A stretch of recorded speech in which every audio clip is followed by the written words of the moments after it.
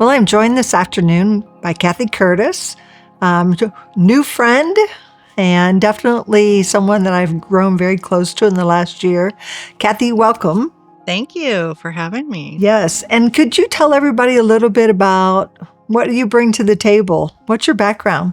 Sure. Well, I'm a writer. Um, Above all, I'm a writer. I come from a background of graphics and design and marketing, communication, just kind of the whole creative storytelling that companies and nonprofits and people and brands and that type of thing. And so at the point that I met you, I had already been working on books for people for quite a few years. I think this is number 7. And so I'm a writer. I do daily haiku, which I've done for 20 years.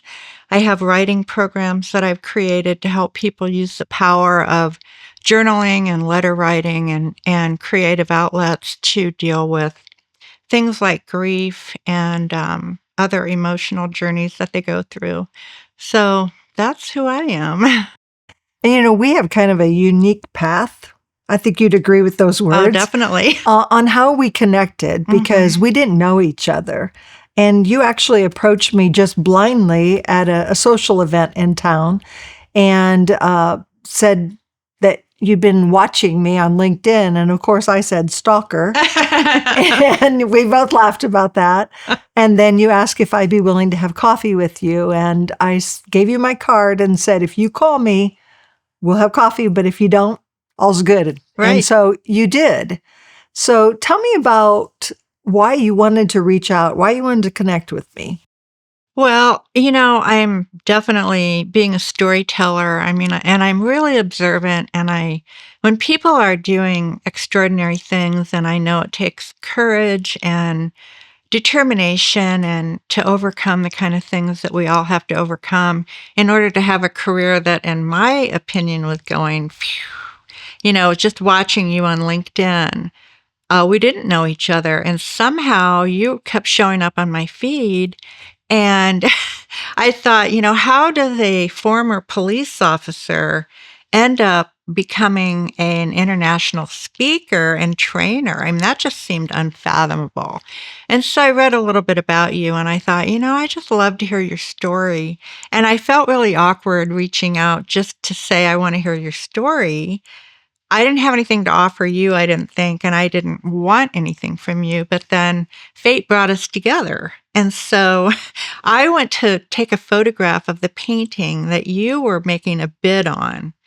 And when I couldn't get a picture because you were in my way, so I had to wait for you to stand up and turn around. And when you did, I'm like, oh, you're Dottie Davis. And then I told you what I just said about watching you and that I just wanted to get together and hear your story. And you were just wildly open and gave me your card, and we were off and running, frankly, at that point. And so we had coffee, and there was no intent on your side or my side on where that was going to go. We had coffee, and you said, hey, well, tell me about yourself. Tell me your story. And so I started to tell you, and then you started to tell me that you were an author, that you wrote books. And I made comment to you that, I've been wanting to write a book, but I just can't because I wordsmith everything to death. I will write the same paragraph 100 times and it will never be right. And I'll never get off page 1. And you said that you were a ghostwriter. And I said, what does that mean? What is that? So what is a ghostwriter? What do they do? Well, they come in and hear your story and help you figure out how to package it. By what I mean by that is, where does it begin and where does it end? And what's the point of it? Like, what do you want the reader to take from that? And typically people are not necessarily incapable of writing, but they might be incapable of just doing that high level. How do I piece it together so the story will hit the market that I want to hit with it, or, affect people the way I want it to? So that's what I mean, just interviewing an author and getting the story down. A lot of authors had like journal entries that they gave me, or they had written a rough draft. But with you, it was like, from scratch, which was really amazing for me as a writer to get to come in and completely start, new with how you were going to tell your story.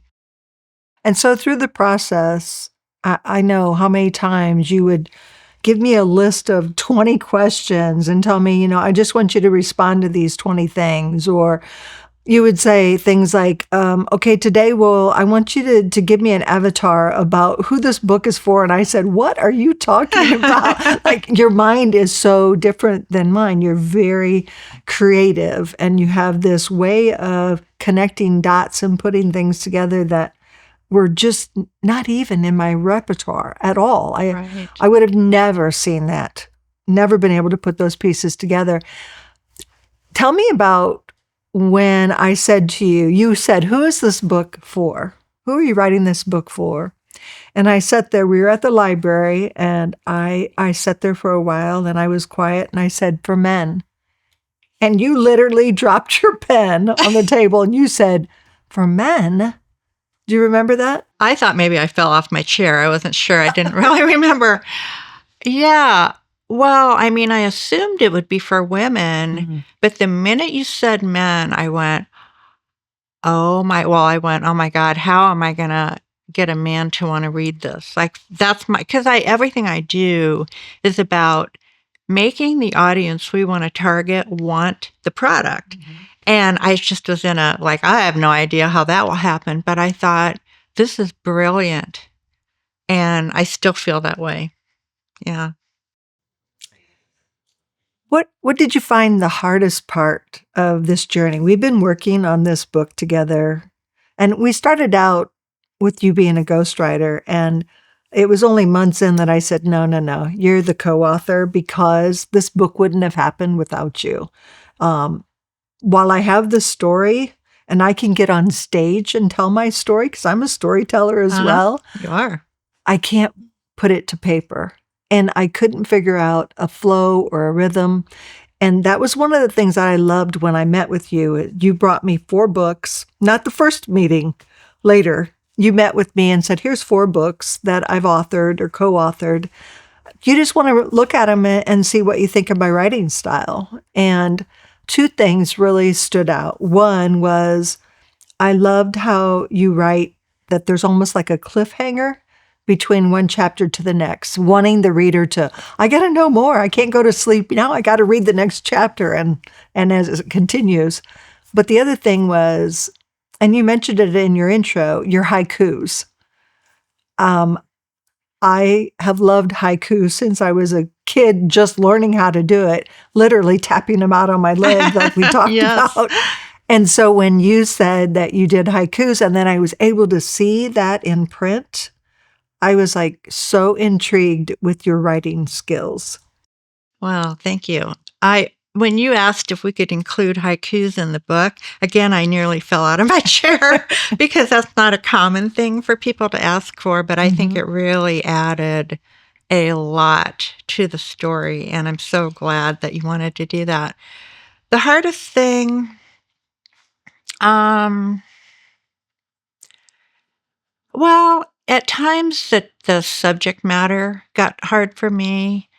I'm pretty good at staying back and not allowing that to happen, but I have to move in and get close to people that I'm writing about. And I felt at times it was just a little bit too close, but I'm glad I did that, because what I did with that is I wrote so that no one had to be that uncomfortable if they read the book, that I could keep them a layer, above it. And I hope I did that. I think really, I mean, God, I have to say, working with you has just been easy from the get-go. And I really would rather talk about that, because there's just an alignment between the way we think, and you come from a very different background than I do. Much. You spend your days doing very different work than I do, and yet everything that I felt should happen, I'd think, "Oh boy, I don't know if Dottie's gonna like this or not." And you'd go, "Yes, I like that." Or if you didn't, you would tell me why, and then I'd go, "Oh, you're right. Yeah, okay." So we have just had this, Mhm. very flowing kind of back and forth, and that's just been a dream as a writer to be able to have that. So, yeah. And it seems as though, and, correct me if I'm wrong, but everything with this process has happened for a reason, and people that we have aligned ourselves with to help us with different facets, just coming alongside and saying, "Yeah, I wanna be a part of that process." It's been almost miraculous, because I'm used to having people say, "No, that's not what I want," but we've really not experienced that with people we've asked for help. And I'm glad you brought that up because I think that for people who don't follow their intuition like you and I do, we both do that. There is that opens up the world of really good possibilities coming in. And I think the fact that I felt early on that we were destined to work together, and I really did feel that way. Mm. It was good because this is a topic that really needs to be helped along, and I really think you're someone who can do that. And if we had so much ease in working together, how can that parlay into the, impact of the book in the world? And so it all lines up. But yeah, you're right. We have nothing but incredibly talented, soulful, you know, people with integrity have just been lining up to help out. And so, I mean, it's just all good. It is good. I keep pinching I myself and, know. I it's been a know. year in the making, but, I feel like I've grown, and I know you've learned things because when you came to the table, you really didn't know about the culture of policing, At all. and you really didn't understand domestic violence like you do now. You probably Right. now Mm, know so much more about those 2 topics now. yeah. And what is that like as a writer, not having that background? What does that require of you? Well, I learned a really good lesson around that early in my career. I had a man hire me to do all the creative storytelling for a product I knew nothing about. And when he made the offer, I said, "Can we talk?" And I went and I said, "Why did you want to hire me? I don't know this area." He's like, "You can learn it, but people can't learn what you do necessarily and use it to your advantage. Ask questions that people who know the product aren't going to ask." Mhm. And that's the way I always approach that. It's like, okay, I admit there's a lot I don't know, but in the asking, I may bring things out of you that you wouldn't think of because you do know all that. So I hope that, played out that way. Well, I think conversely, your work in grief and loss, I feel as though that work aligned so well with my story because I had so much loss and I Absolutely. had so much grief, from childhood and from working in law enforcement, and not just the culture of policing, but also working with people daily who are in crisis. So I think your work in grief and loss actually parlayed well into what I was trying to accomplish, and that understanding also. Your empathy is off the chart, so that was very helpful for me, in being able to tell my story to you and you not being judgmental and you not being like, "What?" Mm, And not asking those questions that I get asked so often, like, "Why didn't you leave?" Or, "Why didn't you kill him?" Those 2 questions, and never once did those come from your mouth. good. I mean, it's really easy to step on your own toes sometimes, and I'm glad I didn't. But, I do remember early on telling you that my work with people and my ability to really, deeply listen and have compassion, that every author I've worked with has said to me that they've healed in some way because of their Mhm, work with me. mhm. And so, do you remember me saying that to you? And Yes. how do you feel like, is that what I'm hearing now, that it kind of was a part of what made it okay for you to tell your story? Well, throughout the year, there's been ups and downs. Yeah.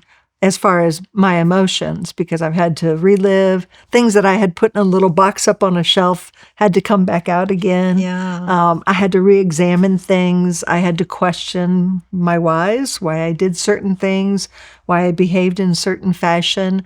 So it was a painful process. It's much like therapy. It's, having to relive it in order to move past it. And throughout the process, I think I've gotten stronger. I'm able to talk about things, whereas before, when I talked about certain areas of my life, I would get very emotional. Tears, would have sadness. And now it's like I have an understanding that that did happen. That's not who I am today. And I always hate it when people say, whatever you're brought through makes you stronger. You experienced that and you're stronger now. I don't want anybody to have to experience that to be able to get where I am. That's one of the reasons why we wrote the book, is because we wanted to open people's eyes that domestic abuse looks like a lot of things. It's not just physical assault or sexual Right. assault. Yeah. And so you came up with the title of the book. We were certain about Strangled, but the subtitle, talk a little bit about how you came to that subtitle. Well, I knew that Strangled was the title. It had to be, given when people read the book, they'll get even more into why that is. But it was really hard to come up with the tagline, and you were ready to walk away from the title at like a pretty late point in the game. And I was just like, oh my God, this is not good. So I said, let's have a full day of training, or not training, full day of meeting, and just go through a lot of things that we need to decide on. And I had the book title on a single page with a new tagline, and I felt like this is what's been missing. We haven't been able to tie the men to the title and what we want from them. So anyway, I said to you, so talk to me a little bit about why you don't like the title now. And you're like, oh, I don't know. I think it's just the tagline. Maybe we weren't getting it right. And I said, well, if I nailed it, would you want to do Strangled? And you said, sure. So I held up the paper and you went, and so you checked with Dan and Mamie, and they were good with it. And then we were off and running. Yeah. So it was just a matter, like all along, from the very time you told me that this was going to be for men, I'm like, how do I tell her story and make the point that we want men to be involved? Like, how do I weave that into the story? It was really a challenge. Speaking of the hard things, that would be one of them. But that tagline did it. It's like the first step toward where we're headed with this book. And I was just so delighted when you liked it. But yeah, that's the way that happened. So we settled on a survivor's plea to men who look the other way. And the message is to drive home that we need men to stand with women and to use their voices to help stop the violence. Yeah. And you just mentioned another part that you honored so well in the book, and that was making sure that my daughter, who also experienced the violence, that her voice was heard and that she could say what she wanted to be included in. And if she opted not to want to write or be interviewed, that you were okay with that too, that I could tell her story through my eyes. And then you also said, and how does your husband feel about this? And so we gave him a voice. And that helped solidify why this book was meant to be, when I was able to find that both were so supportive and encouraging, actually, for telling this story. Then I was like, this was meant to be. And we've used that saying so many times in this process, this was just meant to be. And it sounds corny. It does. I agree. I try not to overuse it, but when it's for this important of a project, if people knew every single thing that's happened between you and I that are like, "Oh my god, here we go again," they would get it, and I think, I would typically not wanna talk about it, but I do wanna talk about it because I want people to realize, "You might wanna take a look at this." Yeah. 'Cause it didn't just happen, it was given, it was almost like it was given, so Well, and just here's one funny thing for the listeners or the viewers. One day you brought me a plant to my house, and I started laughing. It was beautiful. It was in a really pretty pot and the whole thing. But I started laughing because I pull up my phone and I scroll back and I go, I wanted one of these plants. And I was trying to find one, and you did not know that. And you brought me this plant. And I'm like, it was like you were in my head. And that's been the joke all along is that I'm get in out of your my head. head. Get out of my I head. know. Because you've been able to write things that they just were so true. We've had jargon, like cop language. We've had to really school on that. And then we've also had people who, proofread the book or help edit it, or just different people who we've had shared excerpts that would be like, there's swear words in there. And we're like, yep, sure are. We're being real here. We're being real. And it really wasn't meant for a shock factor. It was No. reality Yeah, of the reality. And if situation. people, when they see there's only a couple, and when they see them, why they are where they are, I mean, I don't know. You'd have to live under a rock not to really get that.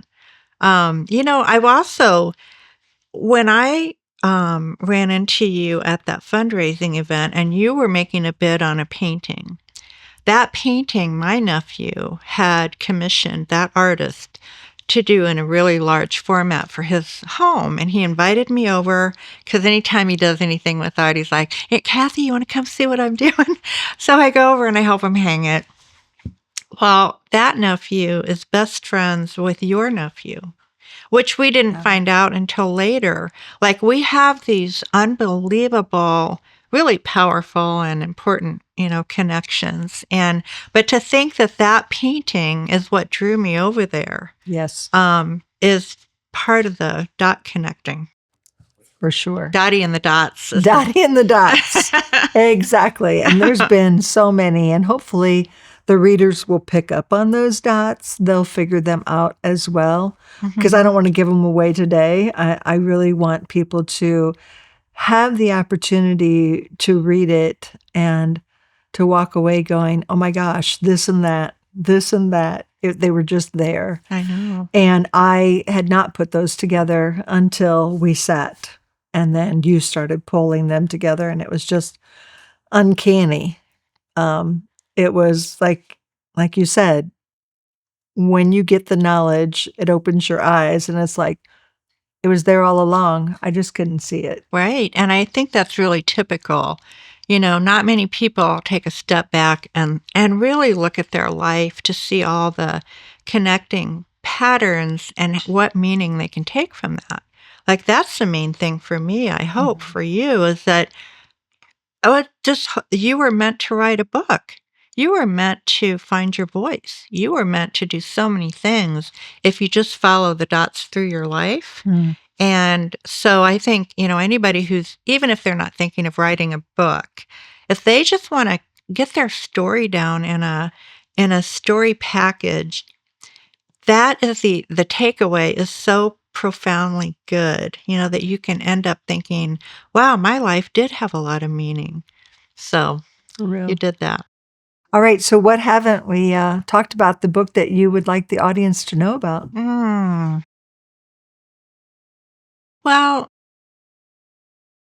I think I really came in today thinking the main thing I want to know is, how you're feeling now compared to what you felt in the very beginning. But I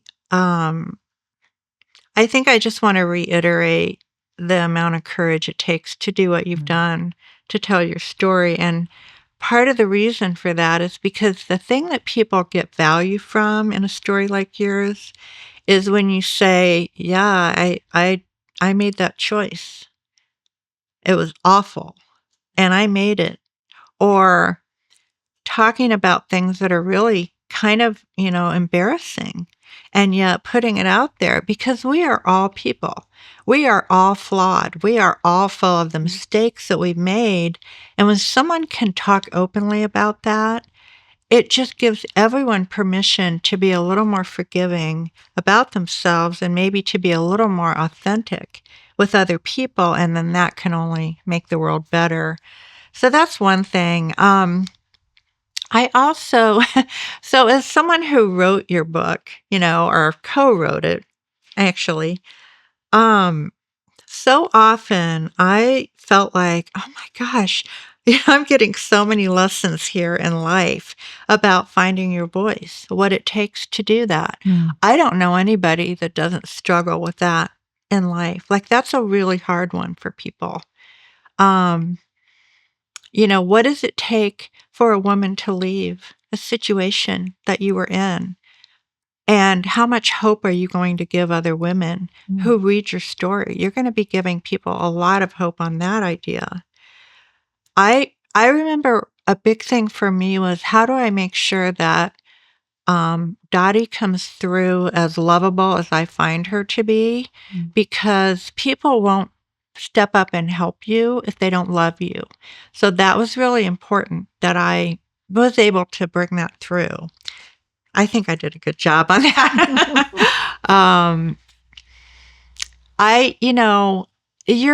Your the success that you had in love is huge. I know you said you were embarrassed by the multiple marriages, and I get that. But what I said is, but you found it. It's finding true love. That does not happen all the time. No. That's another thing I think people are going to love when they read this book is that for 25 years and strong, you've been with Right. Dan, and it's really good. So I don't know. There's just so many messages in the book that are universal for people, and you just brought it all. Thank you. And I said throughout the book, like, ooh, this chapter's heavy. This chapter, people are gonna like, oh, this woman is horrific. And you're like, no, no, they need to know this part. You gotta give the good and the bad. And so Yeah, I think we did. I mean, obviously I divulged so much information. And basically I wanted people to know, how did I end up there? How did I exactly. end up there? And then when I finally was able to say, yep, and I'm never going back. Yes. That was the part that was when I knew who I was, and I knew that I would be okay regardless if I was in a relationship or on my own, that I would be okay. Yeah. And it's really wonderful for people to know that you can go through some ugly stuff in life, but you can come out on the other side if you have those people who hear you, support you, love you, and tell you hard things that you need to hear. Mm-hmm. Because there were people in my path that, had it not been for them naming it, had it not been for them guiding me, had it not been for them seeing me, Yeah. I wouldn't be where I am today. Yeah. And so I just want to end on that by saying that I really appreciate that you saw me at that event, that you took a chance by reaching out blindly, boldly, and saying, hey, you want to have coffee? And me saying, who are you type thing. But here we are. And Here we so are. Yeah. I guess the message to everybody is take that leap of faith. Definitely let your intuition guide you and learn to trust it, and magic will happen. Absolutely.